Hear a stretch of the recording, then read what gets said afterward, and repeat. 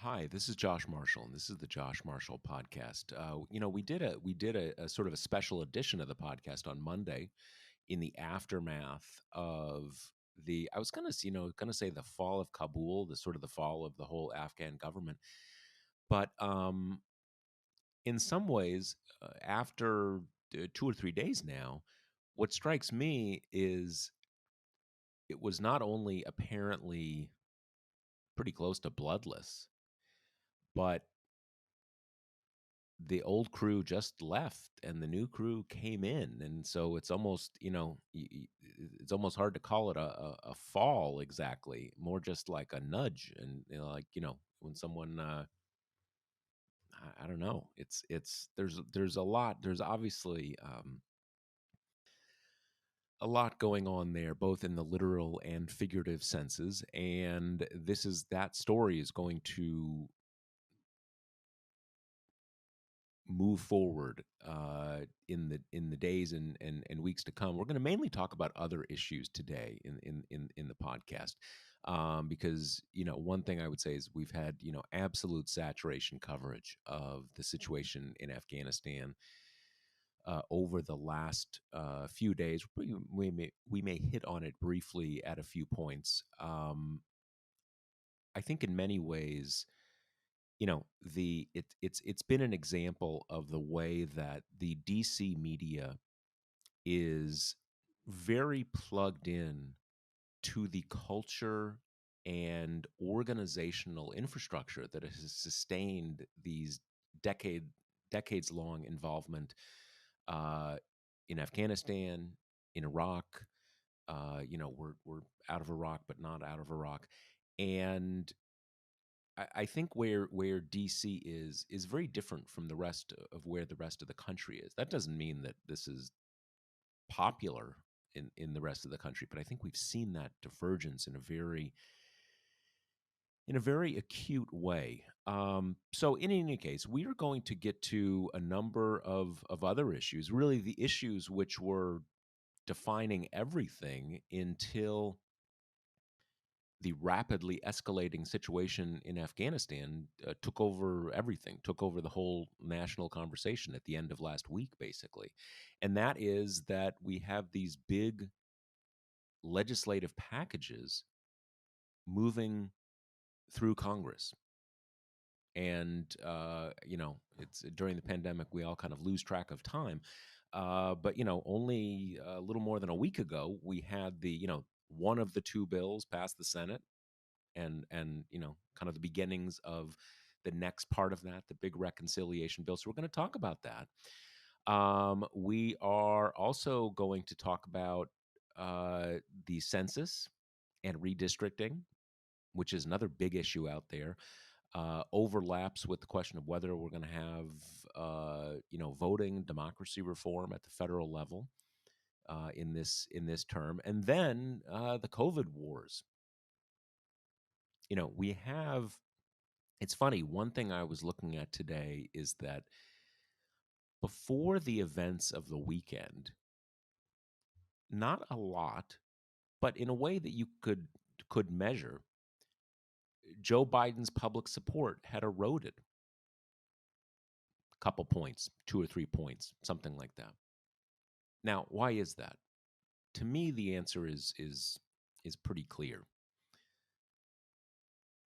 2 months ago, we thought COVID was kind of over. I'm not saying we didn't think any Americans would get COVID again, but it really seemed like the majority of adults had gotten vaccinated. If you wanted to get vaccinated, you could. And if you got vaccinated, yeah, there's some kind of really small chance you might get a minor infection, but basically for you the pandemic is over. And then suddenly it's not over. And that's a bummer. That really sucks. I mean, not to state the obvious, but that really sucks. It sucks at every level. It sucks at, wait a second, I thought I was about to get my life back. I went out, I got vaccinated, I got both shots. Thought I was going to be able to go out to dinner and do this and do that and go back to my office and all that kind of stuff. And suddenly, well, no, we're not. And I don't think that really, I mean, obviously the emergence of the Delta variant doesn't have anything to do with the administration per se, but the approval of the people who run the government is inherently deeply tied to what's going on in the country. And we've had a pretty big reverse. Now, are we back to how it was before we had vaccines? No. I mean, not even close. And I say that both at a kind of an individual level, at a societal level, and everything. Um, but we're not where we thought we would be. And when I say we, it's not just you and me and Kate. It's the people who, who understand epidemic disease. We didn't think we'd be here. And that's a major disappointment. And that is going to have, not only is that going to be a big deal for a lot of people who end up in hospitals and who end up burying relatives, in most cases relatives who didn't get vaccinated, but not in every case. So that's going to have a big effect at every level. So it doesn't surprise me that that's showing up in the political, in the way we think about the sort of the trends in politics. Of course it is. And I was reading an article yesterday about a guy named Alexis Madrigal, who is a reporter at the Atlantic, and he was one of the two moving forces that set up the COVID tracking project in 2020, and eventually was sort of the person who actually headed it. So this is someone who, I mean, I think that project should have won a Pulitzer, frankly.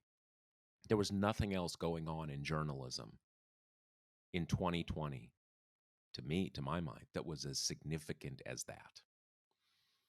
So he's been very, very deep in the data for a year and a half, probably more than almost anyone else. Because again, you're overseeing that kind of project. It's not you're at it, you're in it at every level. And he had a piece in the Atlantic that came out a few days ago. I read it yesterday. Um, and the point there was we need to go back to the data with a lot of humility and open minds, because we don't really know exactly what is happening right now.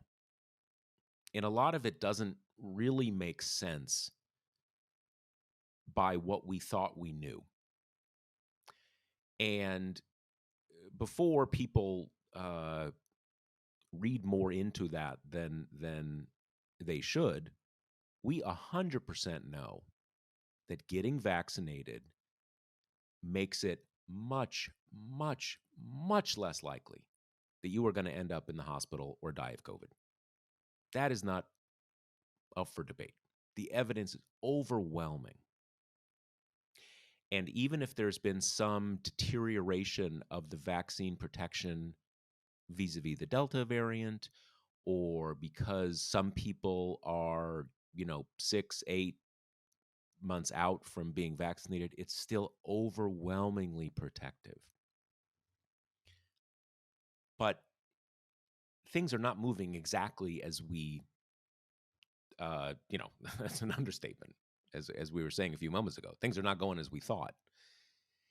And there are other things, like we have cases where we'll have multiple studies looking at something like the effectiveness of this vaccine or that vaccine. And they're both sort of, legitimate studies, and they say things are totally different. Not totally different, like one says the vaccine doesn't work, but in how it works and just how well it works. And do you need more, do you need a booster? A lot of the data doesn't line up.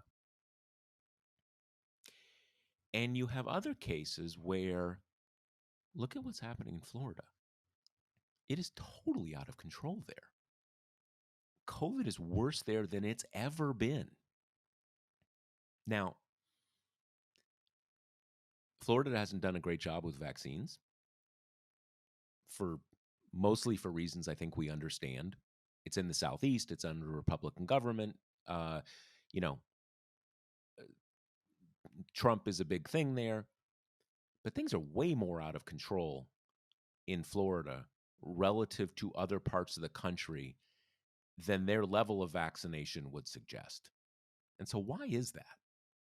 We got some theories, but we don't really know. And that's the problem. And one of the things that came up in that article is that a lot of these things, part of the reason that we don't know is that we just don't have well collected, complete data on a lot of questions. And on a lot of those in Israel, in the United Kingdom, they have better data in large part because they have unified, integrated national healthcare systems. Now, you can kind of get into that is there's a big overlap there between kind of universal care systems versus our system. But the thing is that a lot of basic data we just don't have.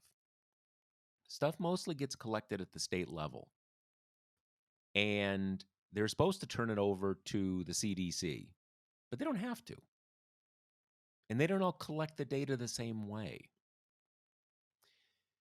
So, one of the things that is happening right now is that there are really basic questions that you could have the data on that we don't have the data on. And we wouldn't necessarily know exactly what was going on if we had that data, but we'd be in a much better ability to know that, you know, if if we had it. So those are all things we're going to talk about. So before we get to the rest of the episode, let me remind you that the Josh Marshall podcast is brought to you by Grady's Cold Brew Iced Coffee. They're here to help you cut through the heat this summer. Their famous New Orleans style coffee stays fresh in your fridge so you never have to wait in line, pay coffee shop prices, or leave your air conditioning. Concentrated and strong, Grady's tastes great however you take it. Black and bold, light and sweet, any way that works for you. And Grady's is the best cold brew value around. Order a 6-pack of bean bags and you get over 72 servings of cold brew shipped directly to your door for only $45. And shipping's free. If you're ready to give it a try, get 25% off your first order at Grady'sColdBrew.com with promo code TPM. That's Grady'sColdBrew.com with promo code TPM. Okay, Kate. So I have done the doom intro. What are we talking about today? Yeah, as I was telling Josh before we came on air, I've been having a hard time this week. I feel really inundated and overwhelmed with the bad news. Some of you might feel like that too. So let's exercise some of that angst by talking about the dumbest people on the Hill right now, which I bestow the honor, the crown, to 9 House Democrats who wrote a letter to Nancy Pelosi on Friday saying that if she doesn't bring the bipartisan bill, which the Senate already passed, to the House floor before the budget resolution, which you remember is the top lines for what's going to become the reconciliation package. If she doesn't bring that bipartisan bill first, they will not vote for the budget resolution. Remember, the margins in the House are very thin, so Pelosi can only afford to lose 3 Democrats. So if these 9 Democrats stuck to their guns and voted down the budget resolution, I mean, they would kill reconciliation, or it would have to go back to the Senate. They would have to try to do it again. I mean, it would be a mess. So the And whole and to be Mhm. clear on Yep, that, by killing reconciliation, they would make it impossible for even the mini bill to pass. right. So since the two are conjoined, the whole thing goes down together. Right. So the thing, it's just so stupid and so shows kind of the fallacies of being a centrist, right? Because these people who signed the letter are from purple districts and clearly are doing this because of some political calculus where they think it makes them look independent to kind of stick a finger in the eye of leadership. But remember, as Josh just said, these two things are intertwined for a reason. And that reason is so that moderates won't kind of gleefully vote yes on the bipartisan bill and then say, you know what, we notched an accomplishment, not going to be there on reconciliation, which is too big for most of them to be comfortable with. And then on the other side of it, it makes sure that progressives feel okay signing off on the small bipartisan bill, knowing that something bigger is coming down the pike, which will have their priorities in it and which will always also pass. This has been the strategy from the beginning.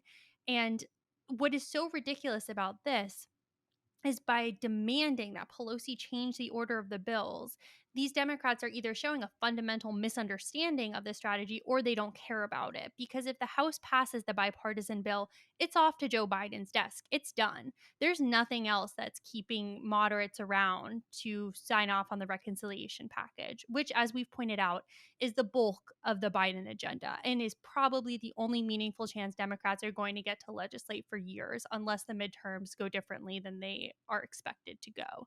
And the rationale for potentially sabotaging the entire Biden agenda is that these 9 House Democrats say American families can't possibly wait a few more weeks, at the top, a couple months, to have these bridges repaired. That is the argument. It's so ridiculous. And they're playing chicken with such a high stakes thing that I almost can't get my mind around it, because this political calculus that is so cinema-esque, this idea that it makes you independent, it makes you bipartisan, it makes you a centrist, to mess things up for Democrats whenever, with gleeful abandon, no matter if it's not rooted in any kind of ideology, just whenever, that makes you appealing to these voters. I think vastly overestimates the number of swing voters there are. As we've seen from these past election cycles, there just aren't that many people who are in the market to hear Democrats criticize Democratic leadership anymore. There just aren't many people who switch from one tribe to another each election. And even more importantly, if you're from a purple state and you're worried about these midterms, pretty much the worst thing you can do is make sure that your party, and usually that's kind of measured in presidential approval, but that your party is unpopular when those midterms roll around. And the best way to ensure that your party is unpopular is sabotaging their only opportunity to pass legislation, to give you things to run on, to give you accomplishments to tout in your campaign ads. And just the idea that they are considering sabotaging the entire agenda for a fleeting moment of quote unquote independence, which I'd be shocked if their constituents are paying attention to, because it's a moment of quote unquote independence on something highly technical and procedural that I don't think most people really follow at this granular of a level, is just lunacy to me. Yeah, I mean, I think it's led by this guy Josh Gottheimer, in who's in one of the northern New Jersey districts, and that district until recently was a Republican district, and I think technically, I think Cook still says it's like Republican plus one or something like that. I think it. I mean, he's held it, I think, for 2 cycles or maybe 3 cycles, pretty recently. I suspect it's trended more Democratic given where the suburbs are and stuff like that. That group of people, um, it's a mix of people who are in pretty marginal districts, and you know, they have an interest in being able to say, hey, when everyone was, kind of lining up behind Chuck Schumer and Nancy Pelosi, I said I'm independent and I'm not going to do everything you say, and the deficit and blah and blah. Some of them, frankly, are in very blue districts, and those people, I think everybody should remember those folks and try to remove them from office. Because if you're in a blue district, just no, there's no justification for that whatsoever.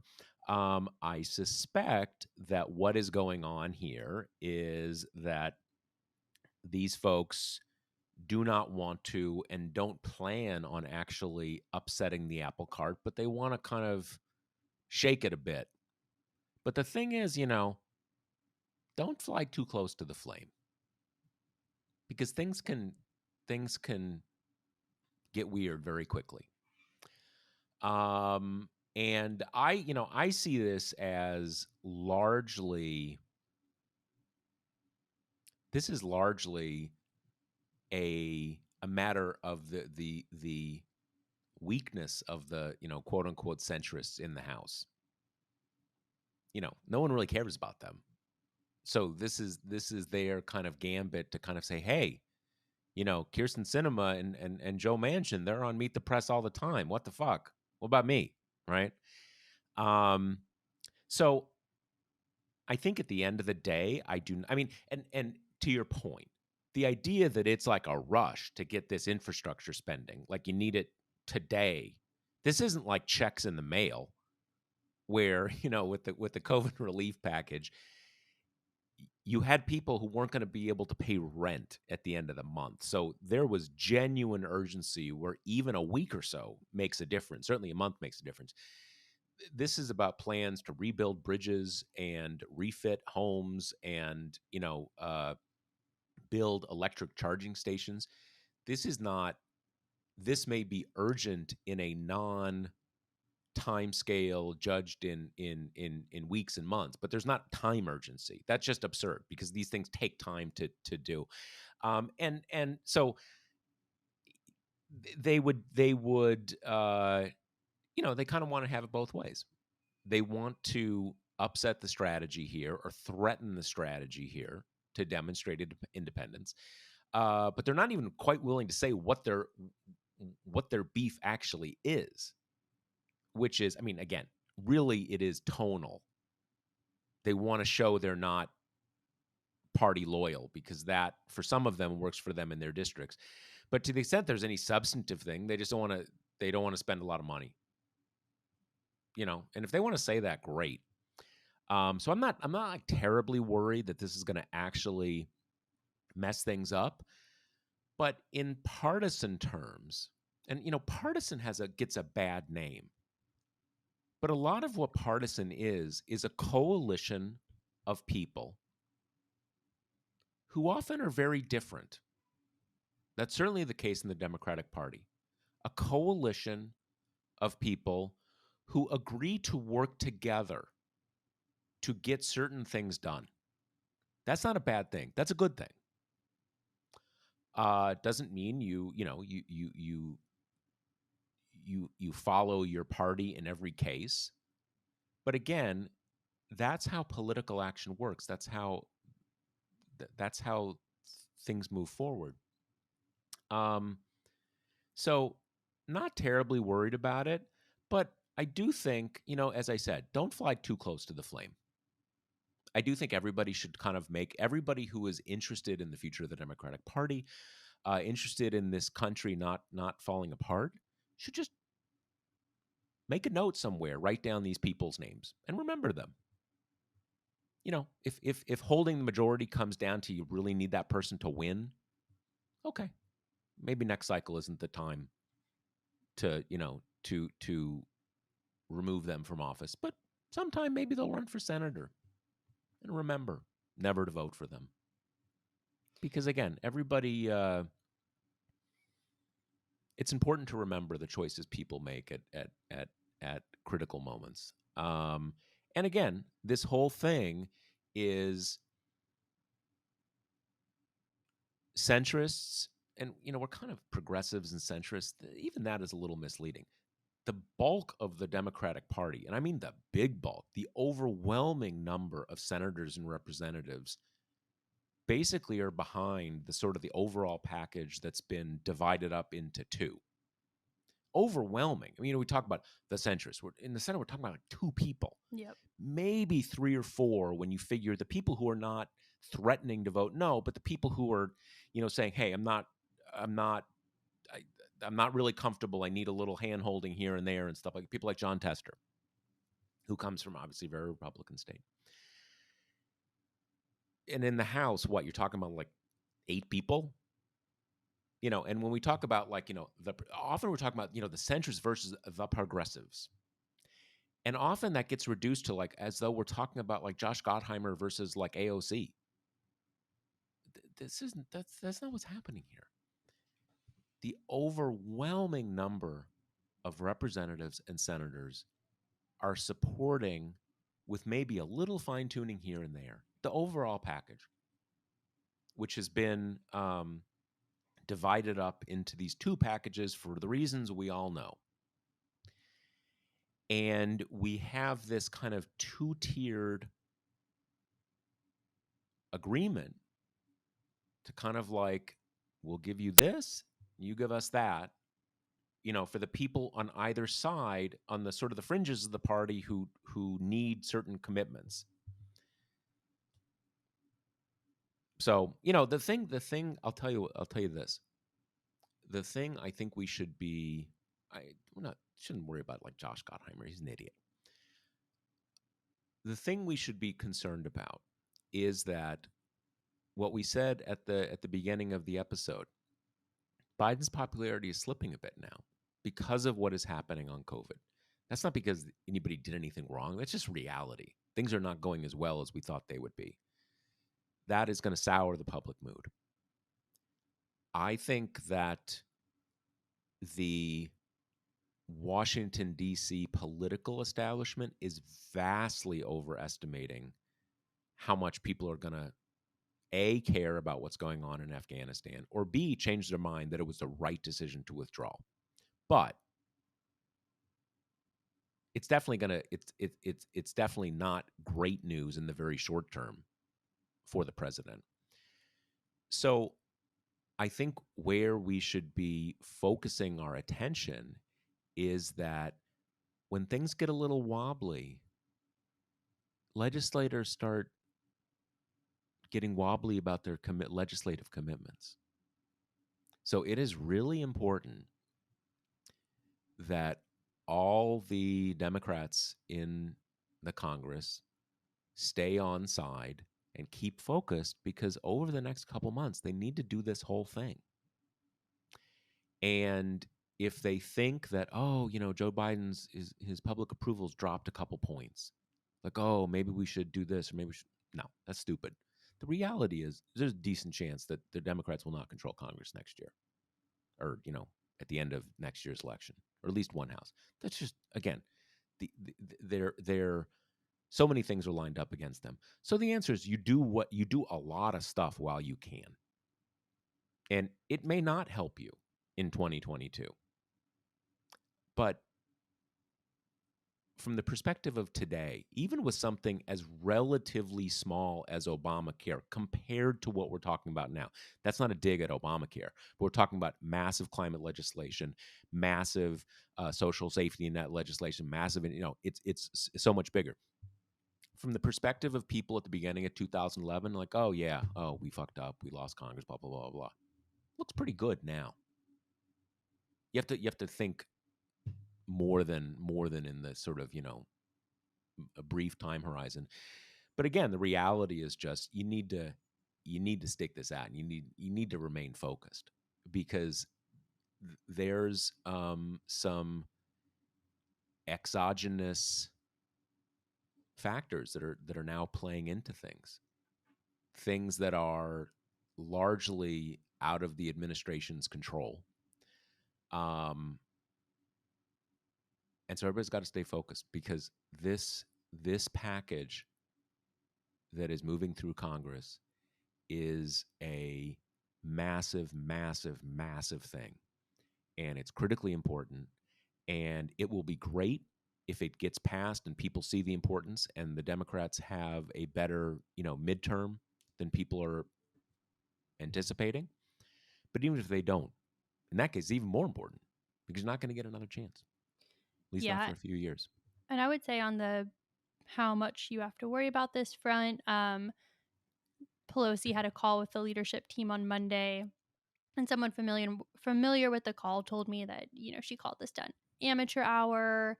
She said children have leverage in this deal for the first time. So it sounds like she's being very dismissive of the tactic. And for anyone who's thinking, well, maybe this is the first step these people want to take so they can get the bipartisan deal done and don't have to vote for the reconciliation bill, you know, obvious maybe that's a possibility, but while Gottheimer is kind of like making a fuss about this, he's also negotiating to try to get the SALT cap into the reconciliation bill, which is basically a tax break for the most affluent constituents. So the whole thing and is and stupid. they are he has a wealthy northern New Jersey district. Right. So his constituents are the people who get hit by that. And Hmm. for those people, it's a pretty big hit. Right. You know, because the New Jersey, New York, these are high tax states. So yeah, this is, like I said, he's full of it. He's Hmm. full of it. And Nancy Pelosi will, you know, mow him down. My concern, to the extent there's a concern, is that you start having, you know, Kirsten Sinema or Joe Manchin or maybe a couple others saying, okay, hey, things are feeling a little different. Not that they're going to kind of say, screw the whole thing, but like, I think what's going to end up happening is they'll knock down 3 trillion to like 3.45 trillion or maybe 3.4 trillion. Not great, but okay, fine. To the extent we should be concerned, I think I've seen this happen before. I've seen people get wobbly before. I don't think this will happen. I'm just saying, have your eyes open for it because this is a point where people need to kind of keep their focus. And I'm just saying, a midterms, the response to a president losing approval rates and your reaction is, well, let's torpedo any legislative achievements we can get before the midterms, is pure lunacy. But And the we'll just people, leave. yeah. People in some ways, people are self-serving. They want to save themselves, but fundamentally they're stupid Yep. because, as you say, if Joe Biden is kind of dipping down to 49% support, check out his support when his entire agenda goes down in flames. Exactly. Exactly. And again, for everybody listening to this, I don't think that's going to happen. I think it's very unlikely it's going to happen. I'm just saying these are those moments where you get some reverses and everybody needs to stay focused. All right. Well, let's move on to an even gloomier topic called redistricting. So, there, the census data dropped on Thursday, which basically starts the clock for states to start redrawing their maps. The Senate's not coming back until September 15th, which is when Schumer said that voting rights, getting the compromise bill, which is expected to be a winnowed down version of For the People Act, that'll be the first priority when they come back. But, what I was curious about is that too late? What does the clock look like? Can you pass any meaningful redistricting reforms in a way that they will be in place for the 2022 cycle? Let me ask you one question though. Hmm. Is it not the case that obviously it was, well, let me back up. Is it not the case that the census results, the granular results, were a bit better than Democrats were expecting for Democrats? Totally. And kind of everybody agrees on this. I mean, that's not to say it's great that, oh, the Democrats suddenly now they're going to, you know, kind of obviously win the House next year, but it was actually significantly different than people expected and better for Democrats. Totally. But doesn't matter that much when the battleground states are overwhelmingly controlled by Republican legislatures who will now have to get kind of crafty and creative to Mhm. draw that advantage right out of our electoral system. Right, right, right. Have you been? Can I Yeah, yeah, apologize go for ahead. interrupting you.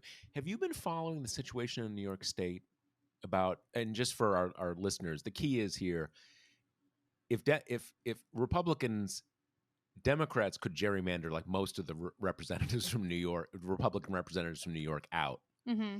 and the sort of the question is, will they say, oh no partisan gerrymandering, we'll never do that, or do they take a more kind of ruthless approach and say, look, as long as this is legal, we're not um uh unilaterally surrendering. Are you keeping track of that, I've what's only going on followed there? it up to the point of that question, not Yeah, beyond yeah. it. My sense is that, I mean, frankly, to me, I think the Democratic position should be yes, gerrymandered New York, and also support the For the People Act, which will make that illegal. Right. But I mean, it is, again, you don't unilaterally disarm.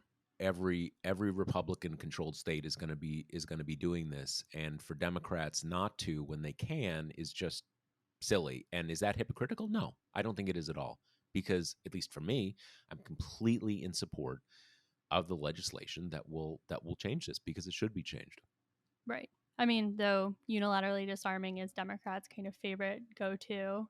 Let's play by the rule book while the other side shreds it up. So we'll Yeah, see. it's yeah.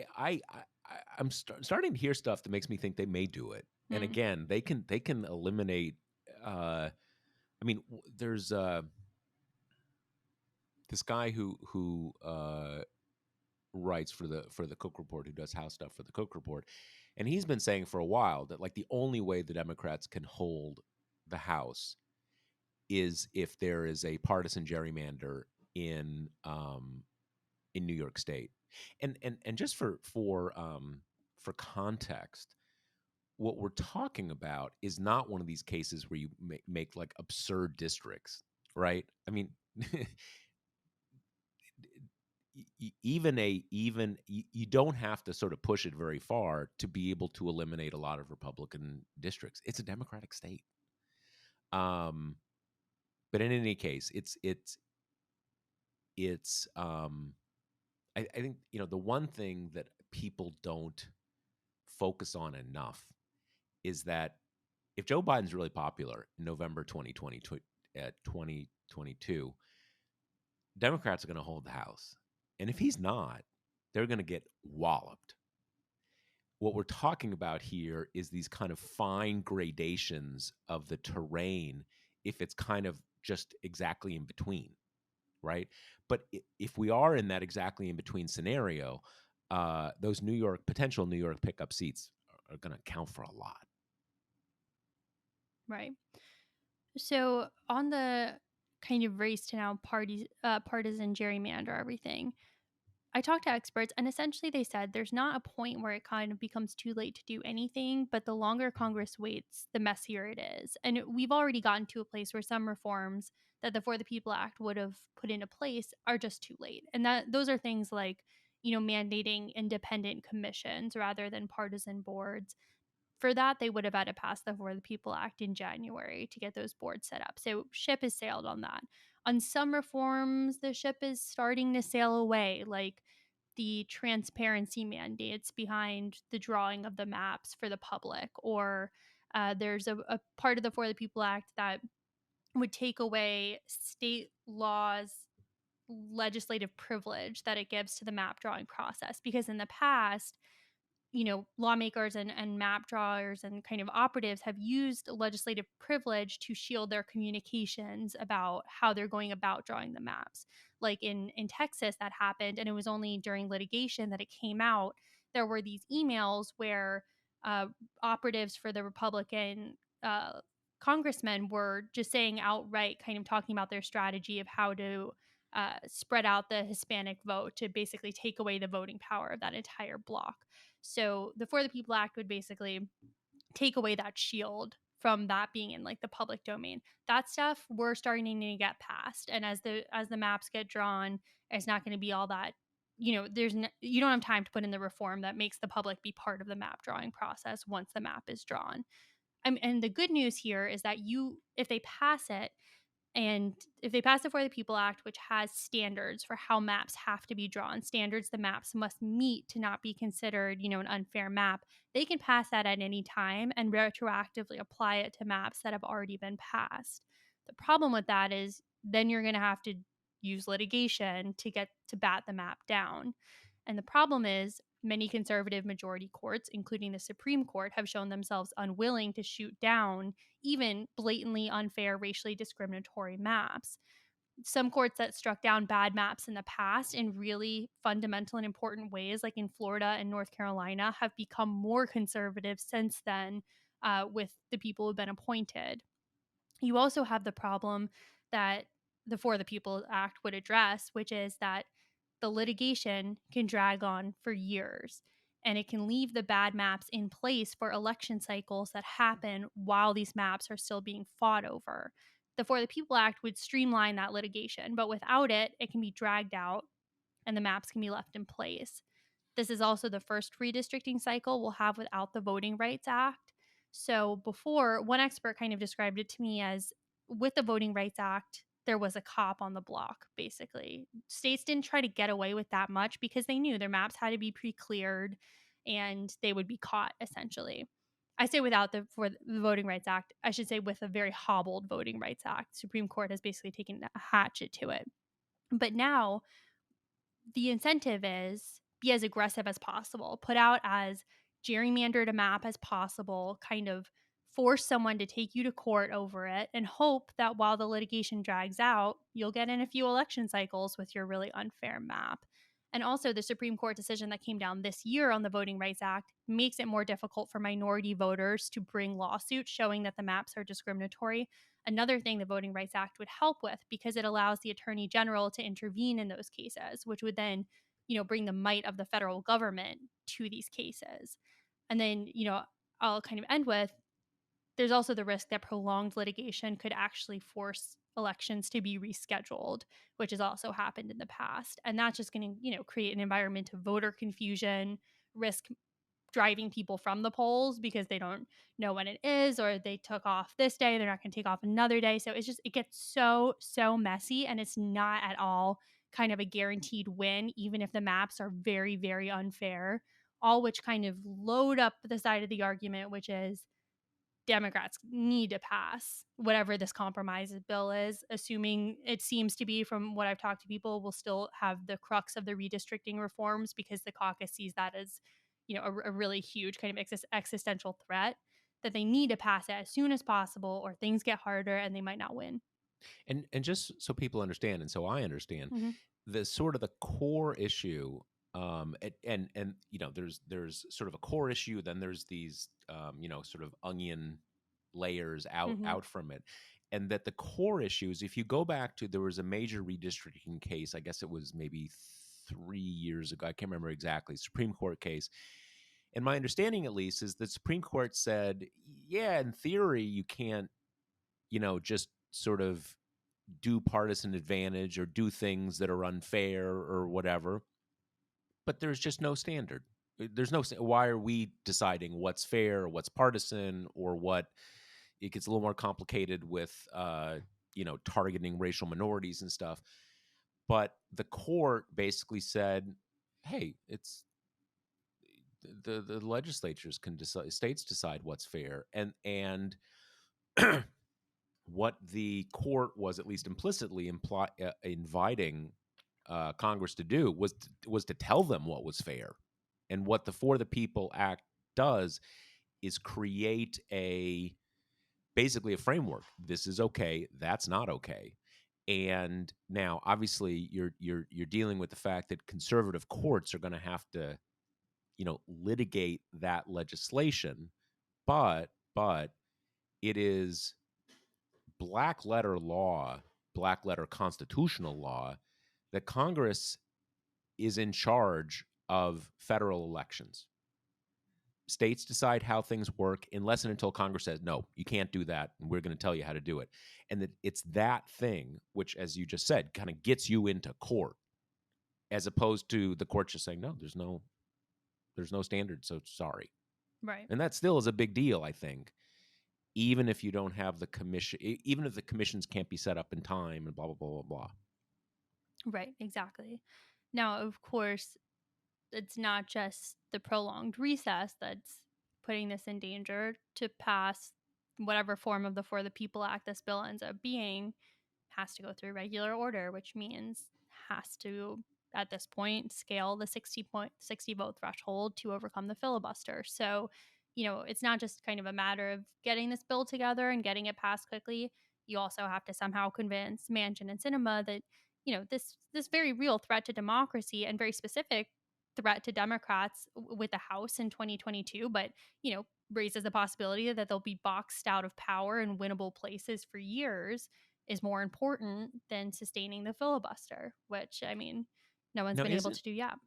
uh, do we have when you say slim down, do we have Hmm. a sense of what gets slimmed in this version? There's a million details, but Right. broadly speaking, what gets tossed? So last I heard, when I was on the Hill before the Senate left, it was the slimmed down version is focusing on the pressure points of, voting rights safeguards, stopping partisan gerrymandering, and curbing the influx of dark money. And that's about as specific as people have been willing to get. Got it. Got it. Okay. So, I mean, and I talked to a lot of voting rights advocates kind of about, is the Democratic plan, are you satisfied with it? Is it enough? Are they moving fast enough? And the chorus of response was basically no. We want them to come back early from recess. Democracy is more important than their vacation.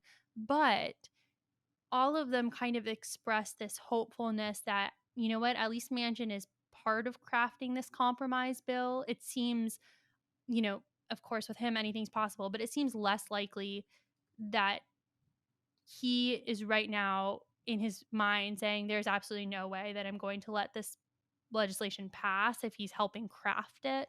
So they Right. kind of point Right. to Right. that as a reason for Hmm. optimism. I think they were also pleased that in general, Schumer gave that speech where he said it's all going to be all voting rights when we get back. First priority, it's going to be on the floor. So, I mean, I think there's optimism in the way that the push isn't dead. They didn't kind of stop after the For the People Act got filibustered and just give up. Hmm. But, I mean, I asked them, and what are they going to say? But we come up against the filibuster. I mean, Yeah. and after reconciliation's out the door, everything's going to come up against the filibuster if it's still in place by then.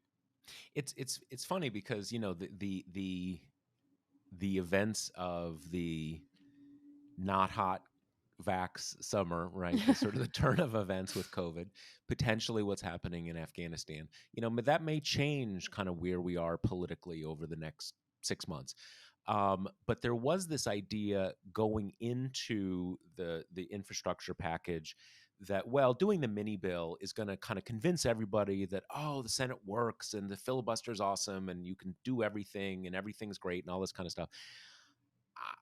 Yes, that's possible. That's possible one way it plays out. But I actually saw it as kind of potentially a little different, where Biden comes off that really kind of empowered. Again, you pass big bills that we always have this idea of this metaphor of political capital. You use political capital to do big things. That's totally wrong. That's not how it works. When you accomplish big things, you get more political Right. capital. When you win, you get more capital. When you lose capital, right? You want to win, win, win. So I think it is at least possible that he will be empowered on that front. Whether it's enough, that's a totally different question. And that's why in some ways, when we talk about like, okay, what's in the new bill, what's in the slim down For the People Act, to me, like I almost don't even care because the whole thing only comes down to whether or not you whether you're dealing with filibuster or not. Now, obviously, it matters. You don't want a version of it that sucks and has everything stripped out. But if you're talking about if is the glass 80% full or 70% full, I don't really care about that percent full. If am I going to be able to drink it, right? Whether or not I'm going to be able to drink it makes way more of a difference to whether it's 70% or 90% or 79.3% or whatever. Can I drink the glass, right? That's the whole thing. Yeah. Yeah, that's what Senator Bob Casey from Pennsylvania, I asked him if, where he was at about voting for a strip down For the People Act. And he was like, I can't imagine that I can't vote for it or that it would be something I can't vote for. And you're like, that seemed to be kind of the posture of most Democrats. So, And the funny thing is that uh, Casey, Casey's dad was a big political force mhm. back when I was closer to your age, right? Was governor of Pennsylvania, which I think the son was too. I may be wrong about that. In any case, comes from a political family, very big political family. The big thing about the dad was that he was a big player in Democratic politics in Pennsylvania, but he was pro-life, and his political career coincided with the period where that was just not doable anymore, basically. In any case, the point being, Casey is kind of like he's an actual moderate, Mhm. right? Someone who's not, we today moderate is a label that we apply for people who preen a lot and make trouble as opposed to what their ideology is, right? He's Right. an actual moderate, which kind of shows you, because is there some reason why a moderate would not want to do this? No, not really. Right. Exactly. So That's a good point. Okay, so now we're moving on to the pandemic that will never end. So the pandemic among the unvaccinated has raged on, and we've gotten some cases, I shouldn't say cases, some situations of late that are really just kind of eye popping. For example, Governor Greg Abbott from Texas has just tested positive for COVID. He is vaccinated and, last I heard, asymptomatic. Hard to tell where he picked up the infection because he's attended so many indoor maskless events lately that it's hard to kind of narrow them down. The tradition he of was like at like a jamboree or something like 3 days yeah, ago, like the day before. Like you see him there, and like there's people everywhere and no masks and yep. everything, and yeah, And in the tradition of Trump, of course, he's kind of getting the whole suite of high level treatments after studiously exacerbating the crisis in his state, which included an executive order banning mask mandates in schools, letting businesses open at 100% capacity, meanwhile, requesting out of state medical help and asking hospitals, which are nearly out of ICU beds in Texas, to stop all elective surgeries. So that's where we are in the Lone Star State. yeah. Well, it's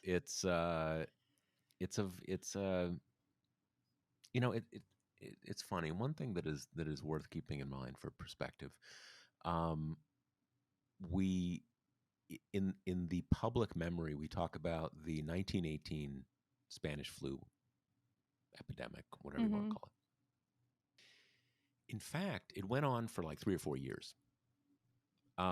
It particularly went on, and I may have like I may be 6 months off here. It was a multi-year thing. It went in successive waves. The first wave was not the worst, and over the course of I don't know 2 to 4 years, it killed a significant percentage of the global population.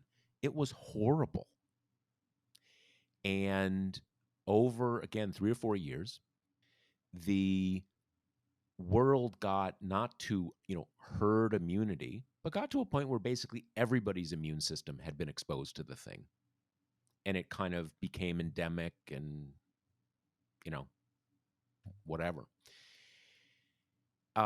And there's a piece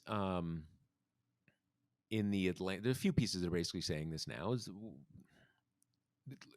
it's a hell of a lot better than it was in 1918 for a lot of reasons.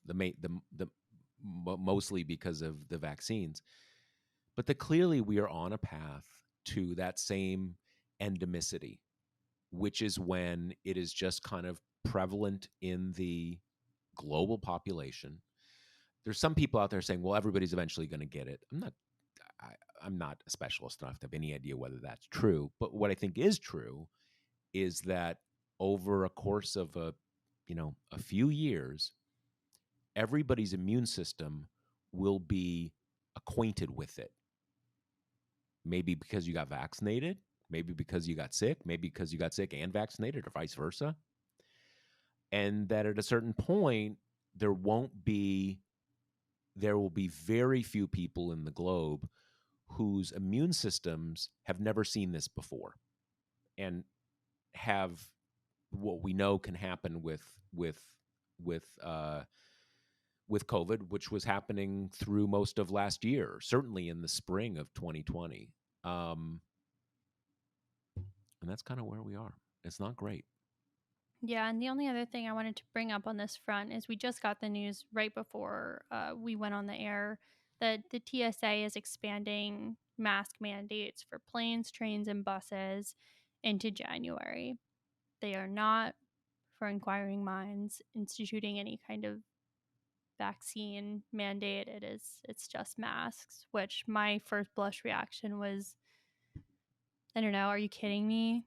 Guess who's not going to wear a mask and be willing to brawl with a flight attendant rather than put one on? It's going to be unvaccinated people. And I Yeah. mean, we've discussed this at length in a previous episode, but to me, it seems like kowtowing to the vocal minority that is raising holy hell over the possibility of vaccine mandates. It's like living in fear of Fox News, but mask mandates, it's not going to cut it. It's just not going to cut it. It is not enough. I would on this I would say kind of like I think we need to give it a little time. I'm Hmm. not saying it's great to give it time, but it I don't think this is the last word on any of this. I saw news. This is more just a symbolic thing than anything that in itself will have a big effect. But the National Chamber of Commerce, Chamber of Commerce, Hmm. huge political force for corporate America, just made a rule: you can't come into their offices in DC if you're not vaccinated. National Association of Manufacturers can't work there if you're not vaccinated. Same with the Business Roundtable. Don't work here if you're not vaccinated. I think there's no more patience for this, and not everything is going to happen immediately. And it'll vary, but I think patience is running out on the voluntarily unvaccinated, and that's good. And it'll lead to more and more mandate type things as Yeah. we go forward. I hope you are right. All right, so we're running short on time. We'll come to our question from Zach, who says, if the progressive nightmare comes true and one or some of the moderates in the Senate tank the reconciliation bill, should the progressive wing of the party swallow the bitter pill and vote for the bipartisan bill regardless of the reconciliation bill, or should they let it all go down in flames? I'll say something that is normally the kind of thing that I never say, because you don't make what is it, the perfect the enemy of the good, or the whatever that analogy is. Um, yes, I think they should let it go down in flames. And here again, that is never the kind of where I come from on these kind of things. But here's why I think that. Um, if it all goes down in flames, that is a catastrophe. A catastrophe.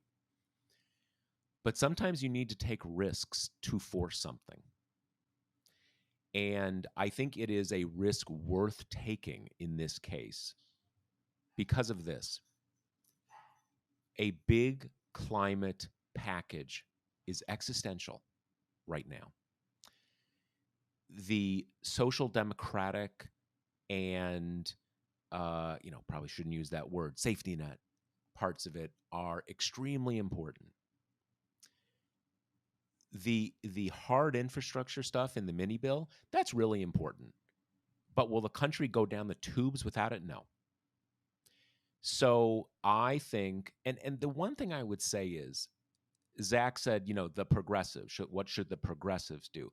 As I said before, this isn't really about the progressives, at least in the way that phrase is often used today. This isn't about like AOC and Bernie. Yes, they're in favor of it, but the vast majority of Democratic senators and representatives are for it. So this isn't about taking away credit from them or anything like that. They are a huge reason why we're here, why this is the consensus Democratic position. Mm-hmm. But the point is, we shouldn't be cowed into this position of like, oh, it's this, it's the centrists versus, little slice of centrists and a little slice of progressives over here. It's really the entire Democratic caucus in both houses, at least 80%. This is not what they're kind of agreeing to do. It's what they're trying to do. And so you need to play hardball. And so my answer is yes. If you get into a situation where I don't think we're going to get into that situation. But if we did, I mean, I'm pretty confident we're not going to get into that situation. But if we did, I think the rest of the Democrats should and I hope will say, then fuck your mini bill. We had a deal, and this is critical, and we're not giving way. Now, is that your stance with the possibility that through some kind of maneuvering of Senate rules, you could tank these things and bring them up for another vote, or just in general? Like if reconciliation is done, there's no second bite at the apple. Um, uh, I, yeah, I mean, I'm trying to think it through yeah, as we talk. I guess there's no way that a reconciliation vehicle fails, doesn't get enough votes, and then you can't use that vehicle again. yeah. I look. Maybe there's a situation where you kind of it goes down once, and then I mean, look. I don't want any of this to go down. Right, Any of right. it is a disaster on substance, and it will be a catastrophe for the Democratic Party if the whole thing comes to nothing. So I'm not trying to punish anybody here. And yes, if there's some kind of, sometimes I mentioned a few days ago in a post what happened after, that guy won Ted Kennedy's seat in the Senate, the Republican Scott Brown in 2010, and they had to kind of wriggle and figure out all these workarounds and all this kind of stuff to save Obamacare. So yeah, if there's some way kind of like the reconciliation thing goes down and they need to kind of do some stuff for a couple weeks and bring it up again, great, great. Do whatever you need to do to get it done. My point is that whatever the details, if it all comes down to a moment where you have Kirsten Sinema and or Joe Manchin or someone else saying, I'm putting my foot down. We're not doing this reconciliation stuff. We have the bipartisan hard infrastructure thing. Pass it, and we're not doing anything else. I think the answer should be no. No. Then we're not doing anything.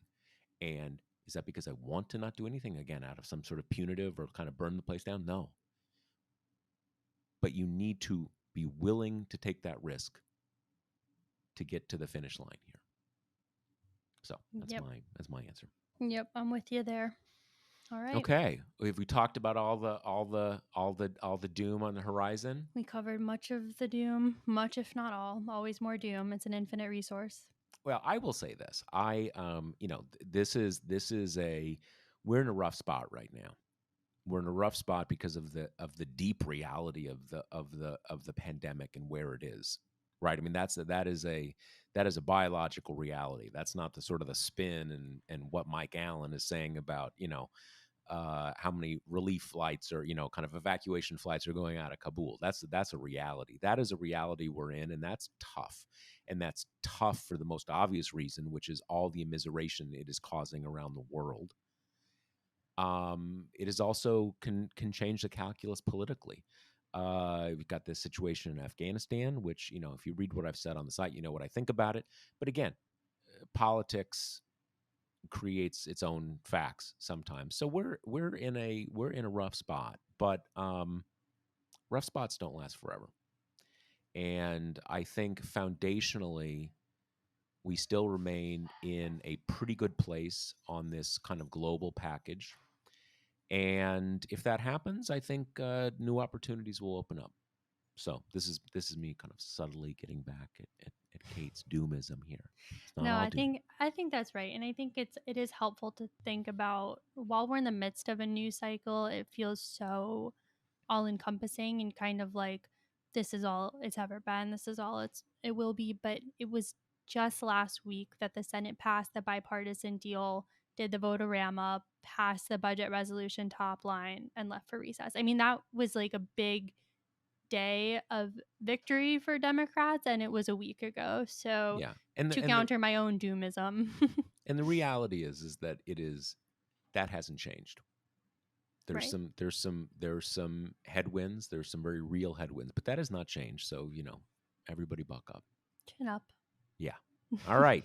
So remember, the Josh Marshall podcast is brought to you by Grady's Cold Brew Iced Coffee, the best iced coffee in the universe.